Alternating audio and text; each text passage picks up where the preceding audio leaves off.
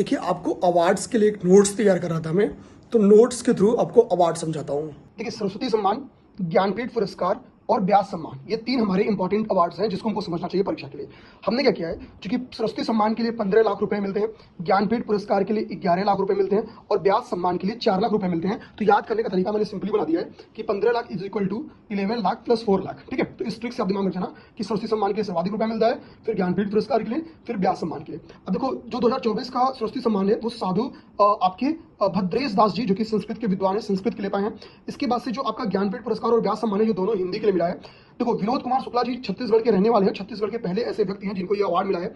और हिंदी में देखो, ज्ञानपीठ पुरस्कार के लिए कितना रुपया मिलता है, 11 लाख रुपया मिलता है। तो ये हिंदी के 12वें ऐसे लेखक हैं, 11 में 1 जोड़ 12 जगह, तो 12वें ऐसे लेखक हैं जिनको ज्ञानपीठ पुरस्कार हिंदी के लिए मिला है। ठीक है, और व्यास सम्मान किसको मिला, सूर्यबाला को। तो देखो, विनोद कुमार शुक्ल जी बहुत इंपॉर्टेंट है। इनकी पहली जो कृति थी, जो कविता थी एक, उसका नाम था अभिषेक जय हिंद। इनकी महत्वपूर्ण कृति में अनोकर की कमीज, दीवार में एक खिड़की रहती थी, दीवार में एक खिड़की रहती थी, इनकी ये सबसे महत्वपूर्ण कृति है। इसके लिए वो साहित्य अकादमी अवार्ड भी 1999 में पा चुके हैं। 1919 में ये साहित्य अकादमी अवार्ड भी पा चुके हैं इसके लिए। तो ये अभी हमारे लिए इंपॉर्टेंट है। और 2023 में रिसेंट में इन्होंने पेन अवार्ड से भी इनको सम्मानित किया।